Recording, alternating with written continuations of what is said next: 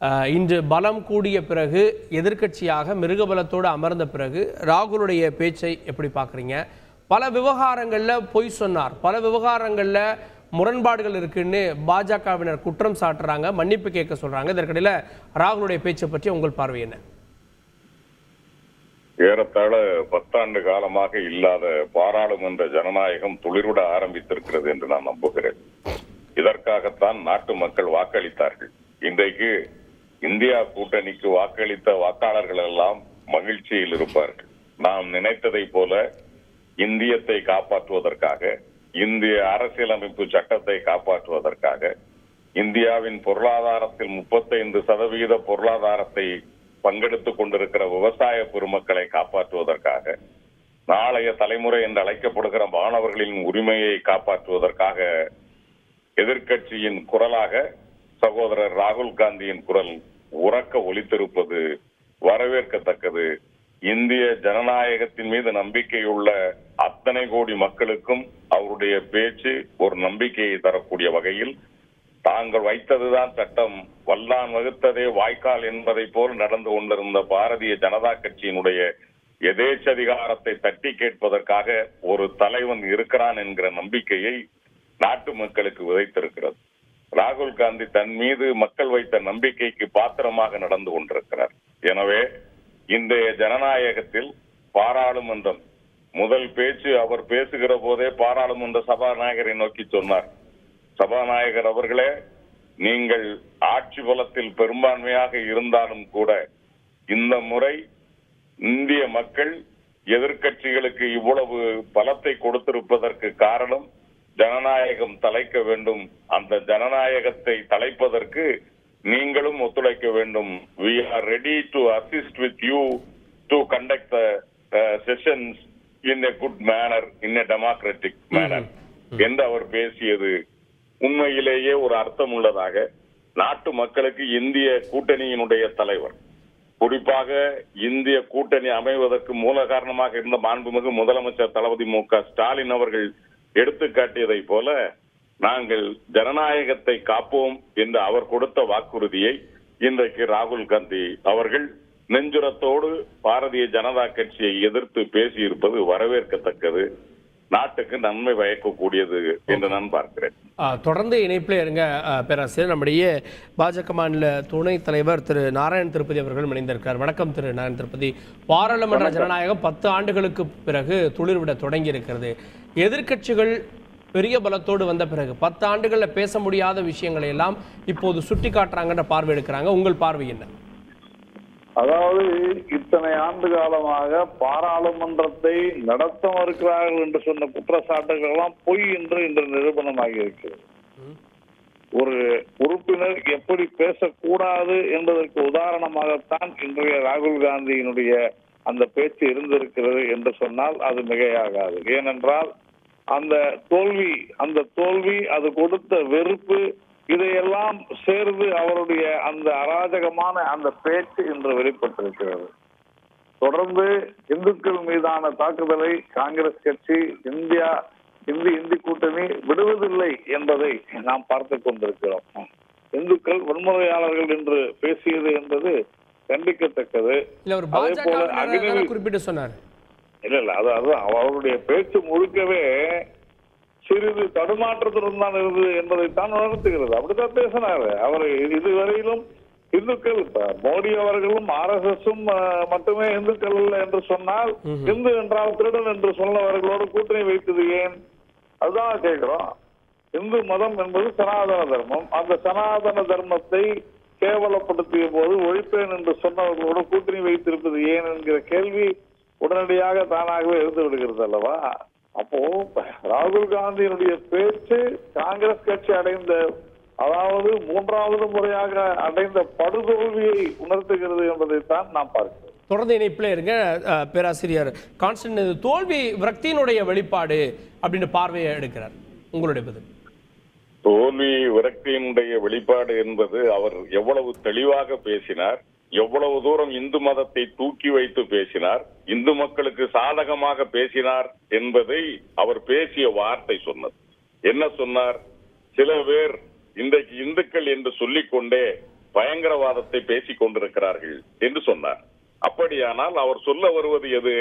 இந்து மதம் என்பது அமைதியை போதிக்கக்கூடியது, இந்து மதம் என்பது சாந்தத்தை போதிக்கக்கூடியது, இந்து மதம் என்பது ஒற்றுமையை போதிக்கக்கூடியது, இந்து மதம் என்பது எல்லோரையும் அரவணைத்து செல்வது.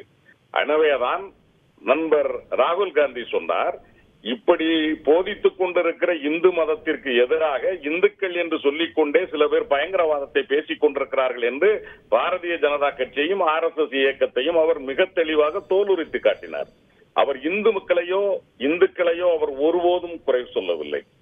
சகோதரர் பேசுகிற போது சனாதனத்தை பேசினோம், இல்லை என்று சொல்லவில்லை. இப்பொழுதும் நாங்கள் சொல்லுகிறோம், சனாதனம் என்று சொல்லப்பட்டிருப்பது எது என்பதுதான் கேள்வி.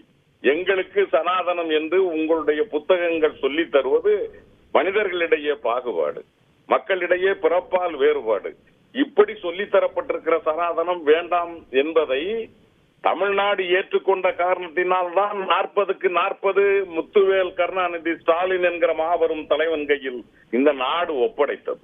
எனவேதான் நாங்கள் பேசுவதை திரித்து கூறி விவாதம் நடத்துகிற பாரதிய ஜனதா கட்சிக்கு இன்றைக்கு ராகுல் காந்தி பாராளுமன்றத்திலே அறைகூவல் விடுத்திருக்கிறார். அவர் யாரை பற்றி பேசினார்? ஏழை எளிய விவசாயிகளை பற்றி பேசினார். இன்றைக்கு தெருவிலே நின்று போராடி கொண்டிருக்கிற இந்தியா முழுக்க பற்றி எறிகிற நீட் தேர்வை பற்றி பேசுகிறார். அவர் என்ன தனிப்பட்ட முறையில் பாரதிய ஜனதா கட்சி தலைவர்களை பற்றி ஏதாவது பேசினாரா? ஆனா கடவுளுடைய படத்தை எடுத்துக்கொண்டு பிரதமர் கடவுளிடம் பேசுறார், கடவுளிடம் பேசிதான் இந்த திட்டத்தை நிறைவேற்றினாரா அப்படின்ற கேள்வியை வச்சப்பெல்லாம் கடும் எதிர்ப்பு எழுந்தது. இல்ல, அதாவது கையிலே படத்தை வைத்துக் கொண்டு அவர் என்ன சொன்னார்? பிரதமர் நரேந்திர மோடி நான் கடவுளால் அனுப்பப்பட்டவர் என்று சொல்லுகிறார். அவர் கடவுளால் அனுப்பப்பட்ட மனிதர் என்று சொன்னால் கடவுளுக்கு ஒப்பாக சாப்பாடு போட்டுக் கொண்டிருக்கிற ஏழை விவசாயிகளை இப்படியா ஒப்பாரி வைக்க வைத்திருப்பார்? அவர் கடவுளால் அனுப்பப்பட்ட மனிதர் என்று சொன்னால் கடவுளுக்கு இணையான குழந்தைகளாக பார்க்கக்கூடிய மாணவ செல்வங்களுக்கு எதிராக நீட்டை கொண்டு வந்திருப்பாரா என்று கேள்வி கேட்டார். இதில் என்ன தவறு? அவர் கடவுளை போற்றுகிறார். கடவுள் மீது ராகுல் காந்திக்கு மிக நல்ல நம்பிக்கை இருக்கிறது. என்ன காரணம் என்று சொன்னால், ஒரு கடவுள் என்கிறவர் எக்காரணத்தை முன்னிட்டு மக்களுக்கு எதிராக நடந்து கொள்ள மாட்டார். தான் படைத்த ஏழை எளிய மக்களுக்கு எதிராக நடந்து கொள்ள மாட்டார். மாணவர்களுக்கு அடுத்த தலைமுறைக்கு எதிராக நடந்து கொள்ள மாட்டார். ஆனால் பிரதமர் நரேந்திர மோடி நடந்து கொள்ளுகிறாரே, ஒன்றில் இவர் கடவுளால் அனுப்பப்பட்டவர் என்று சொன்னால் இது எதுவும் நடக்கக்கூடாது. அவர் எல்லோரையும் அரவணைத்து செல்ல வேண்டும். ஆனால் இவர் அரவணைத்து செல்ல மறுக்கிறார் என்றால் இவர் எப்படி கடவுளால் அனுப்பப்பட்டிருக்க முடியும் என்று கடவுள் நம்பிக்கையோடு பேசுகிறார் நண்பர் ராகுல் காந்தி என்பதை நாடு உணர்ந்திருக்கிறது. அவர் பேசுகிறதை பேசுகிற விதமாக நாம் எடுத்துக்கொள்ள வேண்டுமே ஒழிய அவர் மீது என்ன குற்றம் சாட்டலாம் என்பதற்கு நாம் திரித்து பேசினால் திரிபுவாதங்களுக்கு இங்கு பதில் சொல்ல முடியாது. திரு நாராயண திருப்பதி, இது திரித்து பேசுறீங்க அப்படின்னு பார்வையிட்டாரு. சிவபெருமான் படத்தை காமிச்சிட்டு அந்த சூலத்திற்கு 2 விளக்கம் சொல்றாரு. சோ இது திரித்து பேசுறீங்க அப்படின்னு பார்வை சொல்றாரு.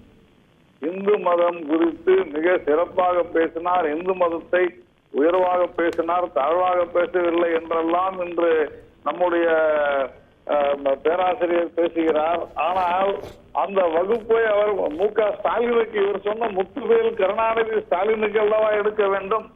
இந்து மதம் குறித்து தொடர்ந்து திராவிட முன்னேற்ற கழகமும் அதன் கூட்டணி கட்சிகளும் தமிழகத்தில் மிக மோசமாக அவதூறாக இழிவாக பேசி வருகிற சூழ்நிலையில இன்றைக்கு ராகுல் காந்தி இந்து மதம் குறித்து சரியாக பேசினார் என்று நம்முடைய பேராசிரியர் சொல்வது என்பது உண்மையிலேயே ஒரு சிரிப்பலையை தான் ஏற்படுத்துகிறது. இந்து கோயில்களில் இருக்கக்கூடிய சிலைகள் எல்லாம் ஆபாசமாக இருக்கின்றன என்று சொன்ன திருமாவளவனுக்கு ராகுல் காந்தி வகுப்பு எடுப்பாரா என்பதைத்தான் நாம் கேட்கிறோம்.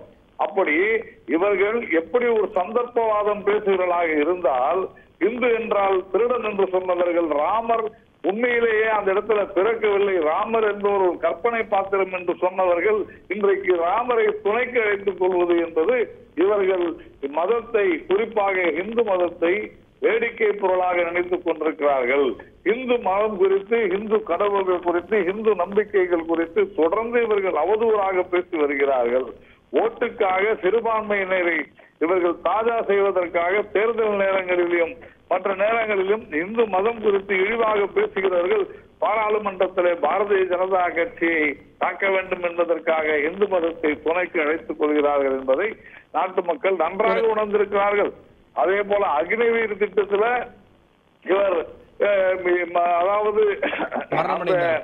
மரணமடைந்தவர்களுக்கு, போரில் மரணமடைந்த வீரர்களுக்கு எதுவுமே கொடுக்கவில்லை என்று சொன்னதை இன்று மிக தெளிவாக 1 கோடி ரூபாய் என்பதை அதிலே குறிப்பிட்டிருக்கிறது என்பதை சொன்னதிலிருந்து எழுதி வைத்ததை, யாரோ எழுதி கொடுத்ததை ராகுல் காந்தி படித்துக் கொண்டிருக்கிறார் பாராளுமன்றத்தில் என்பதை நம்மால் புரிந்து கொள்ள முடிகிறது. அதனால இவர்களுக்கு நாட்டின் மீது அக்கறை இல்லை, எந்த மதங்களின் மீதும் அக்கறை இல்லை, இவர்களுக்கு ஓட்டு என்கிற மதம் பிடித்திருக்கிறது. அதனால இந்த பொறுப்பற்ற பேச்சுக்களை உதிர்த்துக் கொண்டிருக்கிறார் என்றுதான் நாம் சொல்கிறோம். இறுதியான கருத்து பேராசிரியர், எதிர்வரக்கூடிய நாட்கள் நாடாளுமன்றத்தில் எப்படி இருக்கும்னு நினைக்கிறீங்க எதிர்கட்சிகளுடைய இந்த பலத்தோட?